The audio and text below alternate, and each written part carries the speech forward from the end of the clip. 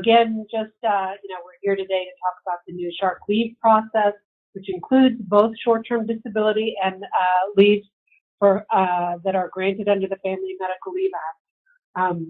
So let's start with the timeline. So what we're looking at here is just a general timeline to orient everybody to what is going to happen, what typically happens when someone goes out on a leave of absence. So on day one, an employee should be speaking to their supervisor and or HR contact to let them know that they're going to be out. And then the employee should be calling Lincoln and submitting their disability or leave request.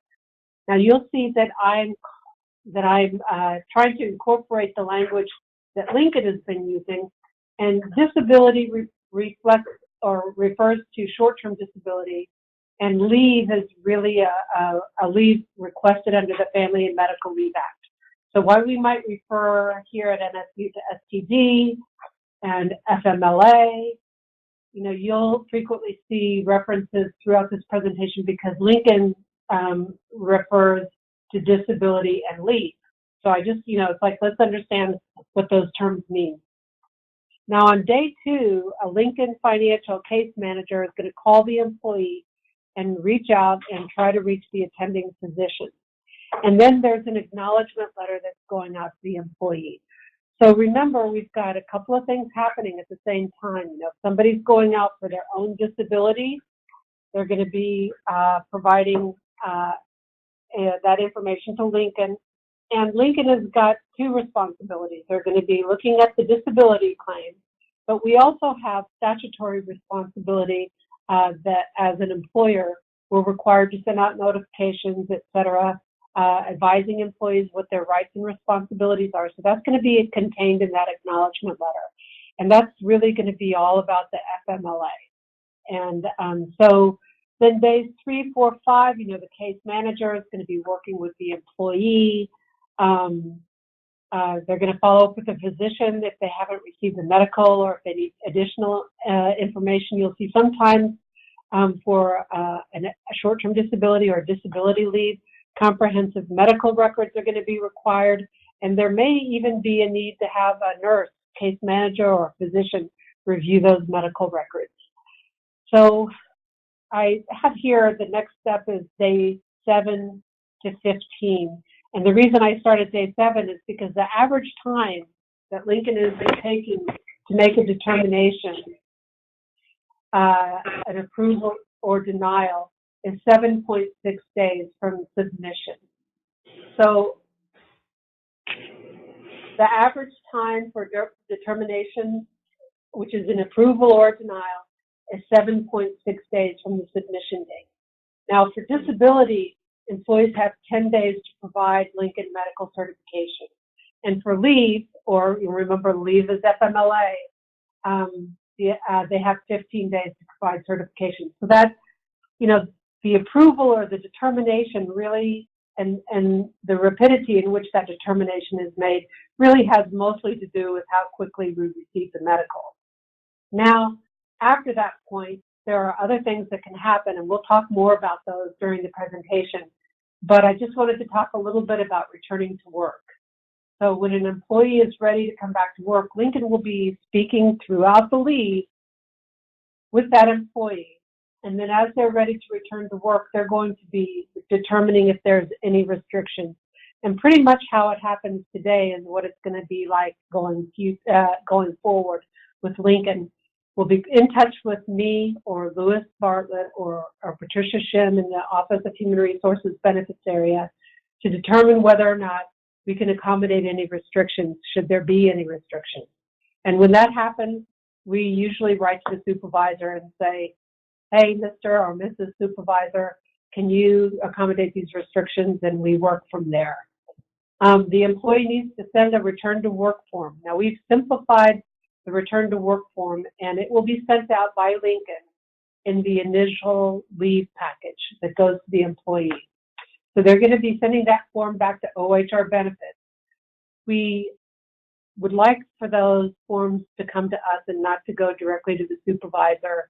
We realized that frequently there was medical information on there that was sensitive and confidential, and I think it will be just better if those forms come back to us. And then we'll send a note out to the HR contact and the supervisor advising them that we've received the form. Now, when the employee comes back, they need to sit down and check in with their supervisor, so everybody's aware that physically the person, either he or she has actually returned. And then the employees can text Lincoln, which is great. So, there's like some additional technology that's available to employees. So they can text Lincoln and let them know that they've returned to work. And then OHR Shared Services will change the status in Shark Time so that, in Banner, so that they can access their records in Shark Time. So on day one, I wanted just to provide a quick checklist that supervisors can reference. The first thing is going to be, you need to advise the employee to contact Lincoln to initiate the leave of absence or disability claim. It's perfectly acceptable for supervisors to ask an employee how long they expect to be out and when they're going to, when they plan on returning. It would be a good idea. We recommend strongly that they should ask if there's any pending work that requires their attention or the attention of the department while they're out. And then ensure that a current phone number has been provided so that you can keep in touch with your folks who are out on leave. This is very important for continuing to be able to plan for their continued absence or return. Mention other resources such as the Employee Assistance Program, the Nurse Case Manager. An employee is ready to return. They're to send a completed return to work form to OHR Benefits and then notify Lincoln, as I mentioned earlier, either by text message or by telephone. So one of the questions that just came up was that with our former partner, Matrix, supervisors and HR contacts were able to contact them to report a leave for an employee who's unable to do so. And this is still possible. Now, these reports can either be online or by telephone. And, either way for the employee or for the employer. What you'd need to provide would be an NSU ID number, the reason for the absence, if you know, and of course, no medical information needs to be provided. Employees will provide more detailed information. Obviously, when they call in to report, they'll know and discuss their diagnosis and provide contact information for their physician. And they'll also submit a medical release form.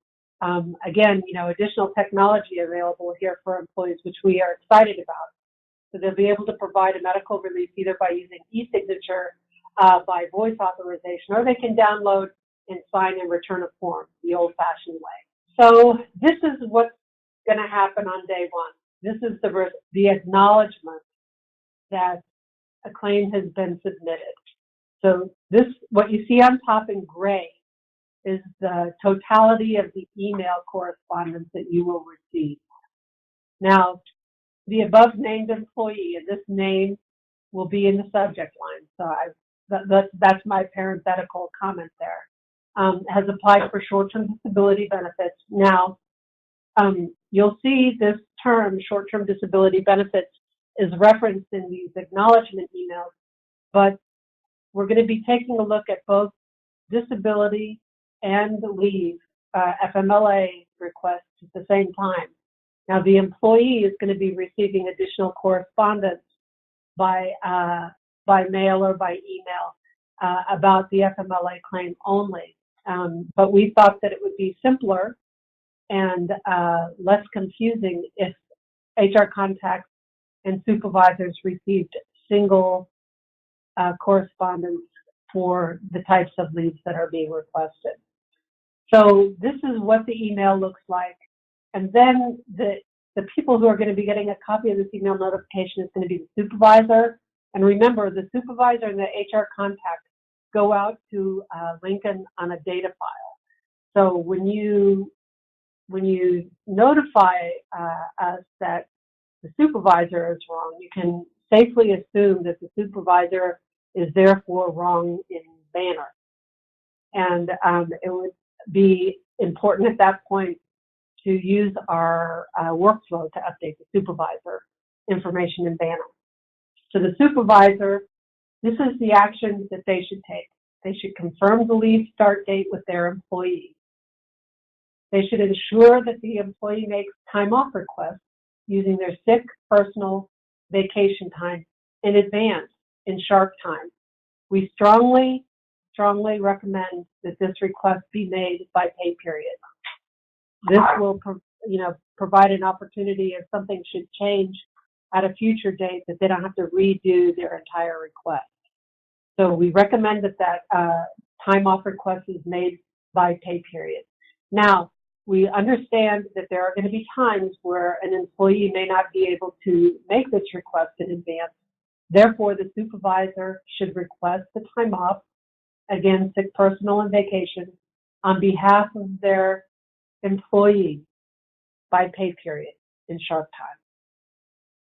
Now, HR contacts should be, understand, and I'm sure that you do, I expect I'm preaching to the choir here, that you may need to assist some of your supervisors with the tasks above as needed, because you know that your executives and supervisors with exempt employees are not going to be familiar with this process of entering time off, and they're going to need your assistance. So be prepared to provide that assistance as needed. Or you're going to be, and we will be reviewing what we call the combined status report and the intermittent leave report to ensure that the time off has been submitted and approved in sharp time for all of the employees on leave. We have samples of those reports later on in this presentation, and we'll take a look at those. So this is a notification like days 7 through 15, if you recall that timeline, is when we would expect to see an approval come through. Now, it could take longer, but we're going to assume that it's going to fall within this time frame. Again, the piece on top in gray is the email notification. Again, the above named employee, remember that the name and the claim number will be in the subject line, has applied for disability benefits. Remember, we're also looking at this for FMLA, so it's going to be covering, I'm talking about both things. And the date of disability is 1/1/2008. The disability type effective date is 3/8/2008. And the claim's been approved through 1/20/2008. So these are the important dates here in the email that are highlighted in yellow. Now the supervisor is going to be looking at these dates. They're going to ensure that the time off requests have been made and submitted and approved by pay period in sharp time. So the important thing to look at here and to keep in mind is that if the disability type effective date is less than the approved through date, you're going to use all of the accruals, and then the short-term disability code, earnings code, will be entered through the approved through date. Now, if the disability type effective date is greater than the approved through date, you're only going to enter accruals because it's going to be more accruals than needed for that entire period of disability. Now, the HR contact, again, as noted in the prior slide, will assist supervisors with tasks above as needed, for those executives and supervisors who only have exempt employees. You're going to verify that the steps outlined above have been completed. And then weekly, we're going to ask that you review that combined status report and the intermittent leave report again. We'll take a look at those. Now, there are many times where somebody is expecting to come back to work earlier than their physician will allow them. And when that happens, an extension notification will be received. Again, the important dates here are highlighted in yellow, the disability type effective date and the claim approved through date. So the rules are going to be the same. The supervisor is going to be taking a look to ensure that the time off request has been submitted and approved. But remember, this is an extension. So if the leave is extended, it's likely that there might be a week or a pay period of time, period of time that they haven't submitted a leave request for. Therefore, it's going to be important for the supervisor to make sure that that time is entered. So again, if the disability type effective date is less than that approved through date, then you'll use the accruals and then use the STD or the disability, short-term disability earnings code. And if the disability type effective date is greater than the approved through date, then you'll only be using the accruals. Again, as an HR contact, your role is really just to verify that the steps have been completed and to take a look at those combined status report and intermittent leave report and ensure that the time off has been submitted and approved in sharp time for all of the employees on leave. So we mentioned briefly in that timeline what happens when an employee returns to work. So remember I said that Lincoln is going to be providing that return to work form to employees in their leave package. Now it's a simplified form, so it's not quite as complicated as the one that was sent out before. It should be a little bit easier to complete. Lincoln will also confirm the return to work with the employee and determine if there are any physical restrictions or limitations upon the return. If there are, Lincoln is going to be contacting us in the benefits department to see if they can be accommodated. Okay, we'll talk a little bit about that a little bit later, Angela. So the question is, what will be the turnaround time for shared services to update Banner with the STD dates? Well, remember the important thing about the process change is that the time is going to be entered concurrently with the leave, throughout the leave. So the STD date is going to be on all of the communications that supervisors and HR contacts receive. And the time is going to be entered according to the dates in the email communications and the reports that you will be receiving in your email boxes on a daily and a weekly basis.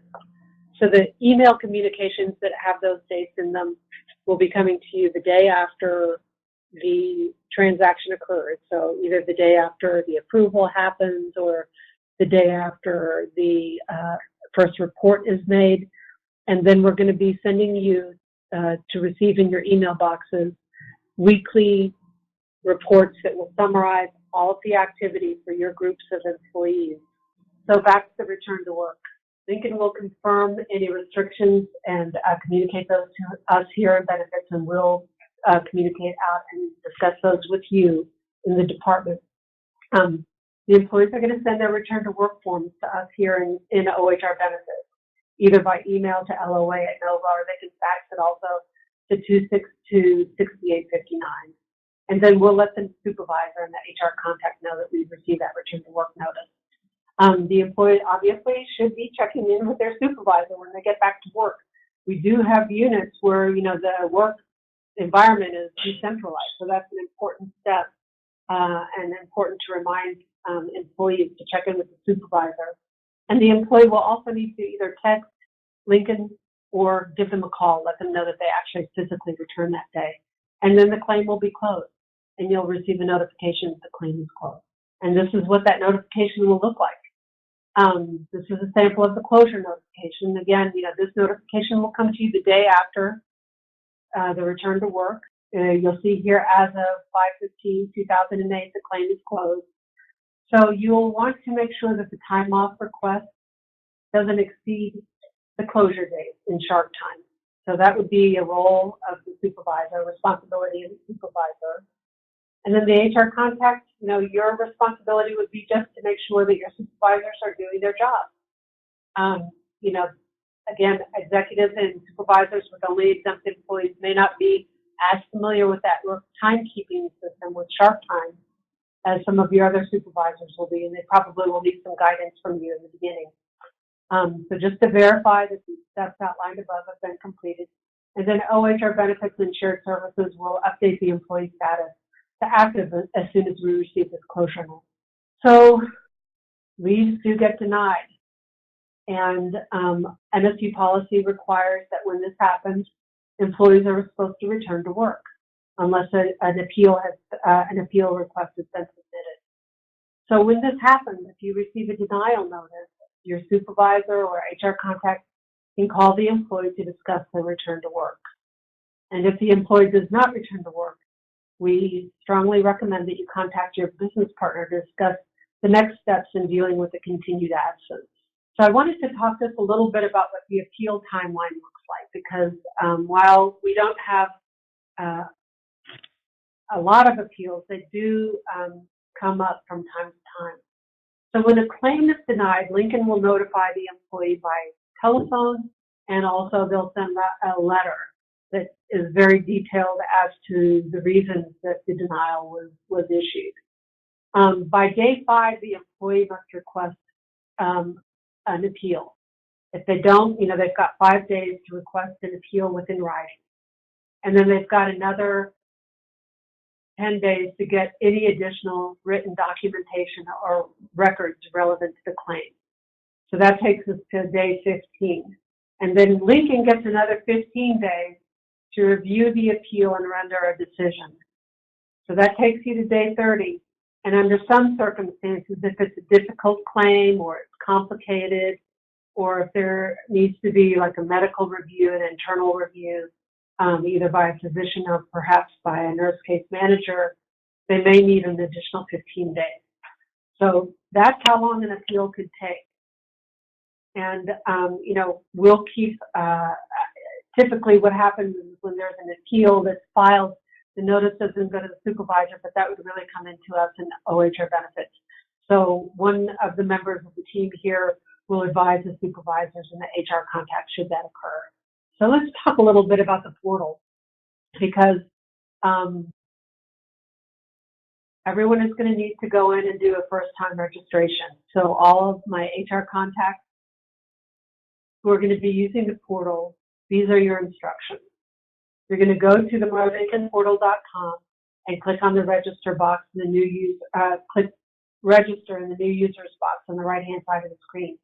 So our company code is NSUER. You're going to create your own username and password and security question, and then you're going to register. You're going to read your privacy statement and web agreement and click I agree.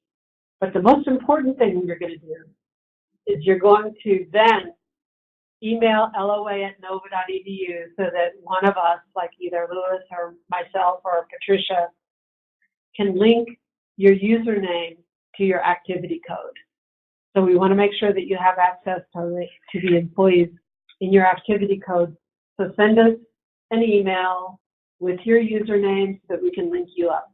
So the portal will provide you with tools and information. You'll be able to look at the status of your leave. You'll be able to look up individual statuses, or you'll be able to see summaries. You'll see your standard report. You'll be able to create reports. Now, if you find yourself creating a report that's the same, a few times in a row, if you let us know, we can work with Lincoln to set that up for you and save that report so that you'll have that report available when you go in there.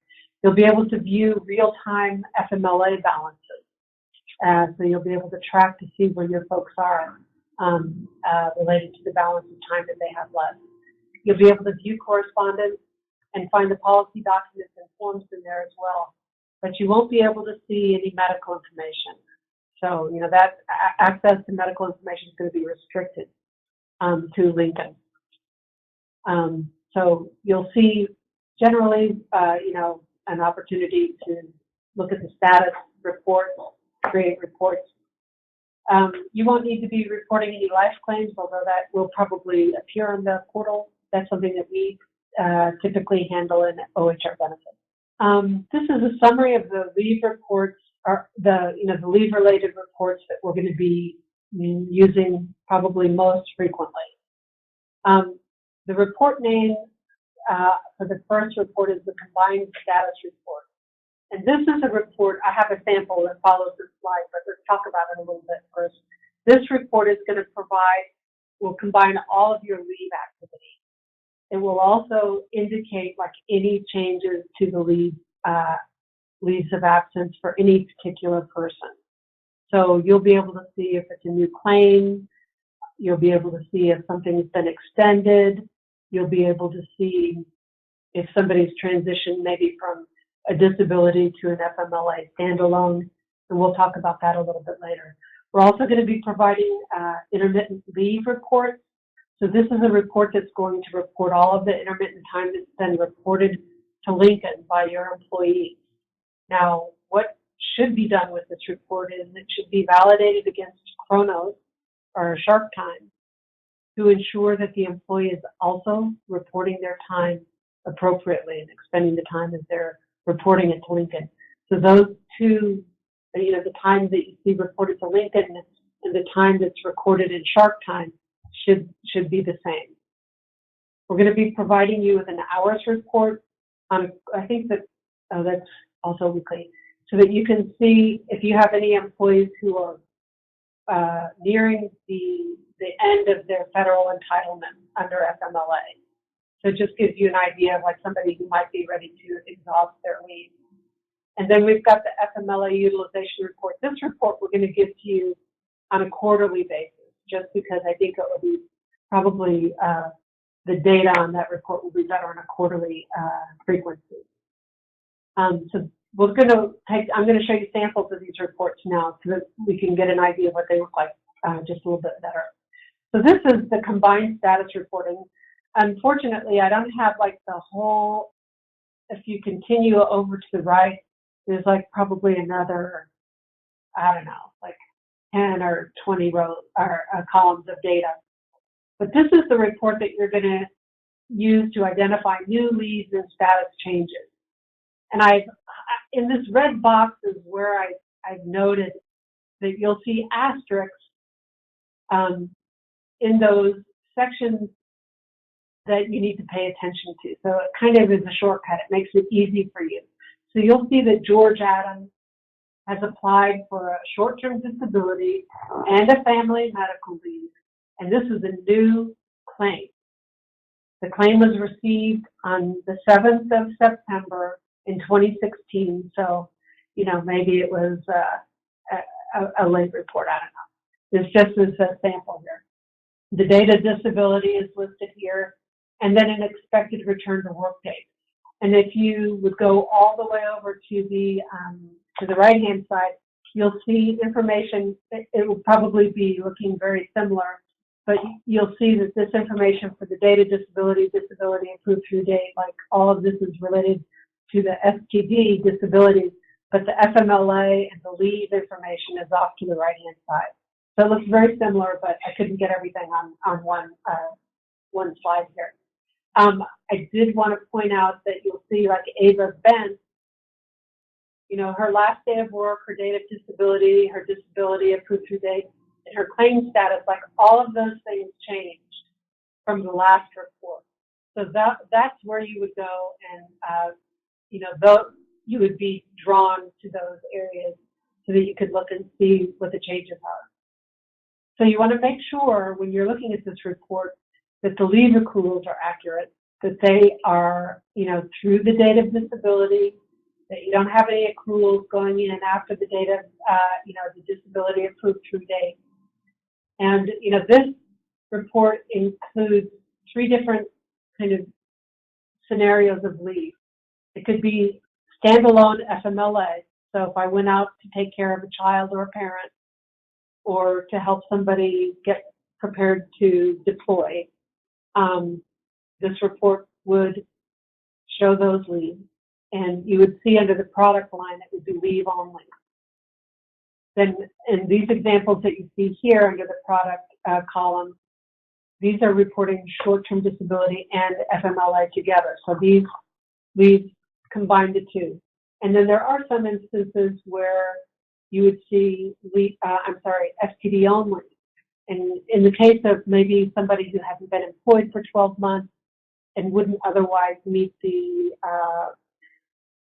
requirements for FMLA, but they've been here for 90 days or longer, and they could be eligible for short-term disability. So in a situation like that, that's where you would see this. Now, I did want to show you that when we have somebody who's reporting or making a request for FMLA only, you will receive a copy of their FMLA letter. And I have a sample of that in the next slide. this is a merged letter document, so please, don't get like confused by all of the craziness here, but I did highlight in yellow the pieces of information that are important. We've got our leave begin date and the leave end date. And those, this is going to be the request. So this is the purpose of the letter here is to inform the employee, and the employees will be receiving copies of these letters as well. The supervisor will receive a copy of this letter. The HR contact will receive a copy of this letter, and you all will be receiving these by email, not by mail. And then we will, of course, also get a copy. So in the case where you have an FMLA leave only, I'm going out, I'm going to take care of my parents, I'm not going to have a disability email. I'm going to have a leave letter for FMLA. So this is for standalone family and medical leave only. This is a sample of our intermittent leave aggregation report. And so you can see here that Amy Adams, the famous actress, has taken leave and requested leave like 3 times. She's taken an absence on the 11th, the 15th, and the 19th of August. A Thursday, a Monday, and a Friday. And the time that she took is listed here also. She called in 15 minutes, so you're going to want to use this report to confirm that the time that has been reported to Lincoln has also been recorded appropriately in sharp time. So that's the purpose of this report. I just want to talk a little bit more about intermittent leave because I think it's a pain point for everybody. You're going to have an opportunity to see that everybody's recording the time that they're reporting to Lincoln. And, there might be some times where people are recording time in sharp time, and they're not reporting it to Lincoln. Now, there needs to be some clarity for supervisors, especially if they have employees who are taking time that they think is protected FMLA. They need to be clear that those requests need to be made to Lincoln. And if they're not doing that, and if Lincoln's not approving that time off, then it's not protected FMLA time. So the employee needs to make sure that they're reporting as usual to the supervisor, because just because it's an FMLA approved intermittent leave doesn't mean that they have carte blanche to do whatever it is that they want to do. They're still obligated to report as usual to their supervisor according to the rules and the practices of your college or administrative office. We try to make it easy for people that can report to Lincoln by phone or online. So if they have scheduled appointments that they know about it ahead of time, say they're going in for dialysis every Friday at 3 o'clock in the afternoon, they can request their intermittent time up to 30 days in advance. They can also request it, as soon as possible, like the day of, or usually within 1 or 2 days. But just so that you're aware, we're going to consider the time reported for intermittent leave. We're going to consider it timely if it's reported within 7 days. And just in case you missed my comments earlier, the intermittent leave must also be recorded into sharp time by the payroll deadline. So this report is the hours report. And this is the report that's going to identify for you any employees that you might be pushing up against their exhaustion, getting ready to exhaust their FMLA. So, we just want you to be aware that it's, that it's possible that it's happening. So this will be your notification. And then this report, this is the one that we said was going to be quarterly. And this will identify all of your employees within the past quarter who have used FMLA. And this report here actually is an aggregated report for like an enterprise-wide report. But here you'll see your people listed here separately. So, that's why you're seeing like the number of hours taken at, 8,509. You're not going to ever have anybody who takes that much time off. But you will see like your individual people listed here. And then, like on the, at the request of some of our HR contacts who assisted us and as we put this program together, you will be able to see on the portal, you'll be able to track individual people and like where they are as far as their FMLA utilization is concerned. Okay, so resources for sharp leave, obviously, I refer you always to our policies. So this is where you'll find our policies. And then we've started to update our benefits leave of absence website. There's like a little bit of overlap right now because we still have people out on leaves of absence who are going to continue with Matrix through the end of their leave. But anybody who's on an intermittent leave is going to be moved over to Lincoln. And we have notifications going out today by email and by U.S. mail to those individuals who are on continuous leave so that they're aware that they're going to stay with Matrix. They don't need to do anything, and we're going to run them out here. And then we're sending out another notification to individuals who are on intermittent leave this afternoon, again by email and by U.S. mail, so that those folks on intermittent leave will know that after October 1, they'll be reporting their intermittent leave to Lincoln.